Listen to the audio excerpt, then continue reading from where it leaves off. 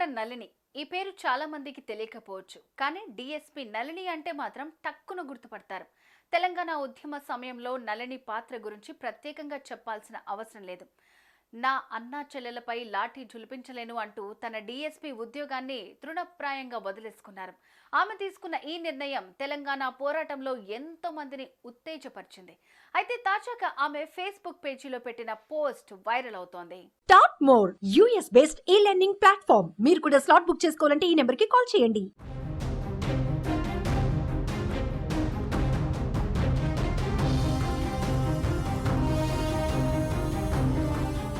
తెలంగాణ ఉద్యమ సమయంలో ఉన్నత ఉద్యోగాన్ని వదిలి తెలంగాణ సాధన కోసం ఉద్యమం చేయటంతో అందరి దృష్టిని ఆకర్షించింది నళిని. తెలంగాణ సాధించుకున్న తర్వాత ఆమెను గత బీఆర్ఎస్ ప్రభుత్వం పట్టించుకోలేదనే ఆరోపణలు వచ్చాయి. అయితే కాంగ్రెస్ ప్రభుత్వం కొలువు తీరిన తర్వాత సీఎం రేవంత్ రెడ్డి ఆమెను తిరిగి ఉద్యోగంలోకి తీసుకోవాలని అధికారులను ఆదేశించారు.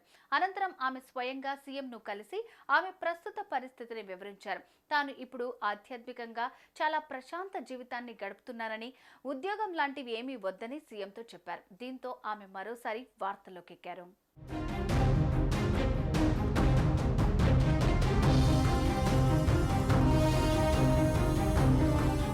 తాజాగా మాజీ డీఎస్పీ నళిని ఫేస్బుక్ వేదికగా ఒక పోస్ట్ చేశారు. నేను ఉద్యమం చేసినప్పుడు ఫేస్బుక్ ను ఇప్పటిలా వాడి ఉంటే నా సామిరంగా కథ ఇంకో రకంగా ఉండేది అని నళిని పేర్కొన్నారు.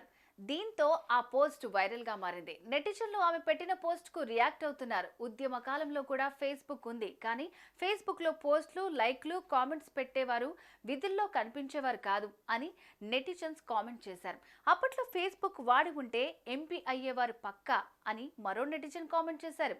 ఉద్యమ నాయకులు అయ్యేవారు మేడం అని మరో నెటిజన్ స్పందించారు. దీంతో ఆమె పోస్ట్ ఇప్పుడు సర్వత్రా వైరల్ గా మారింది.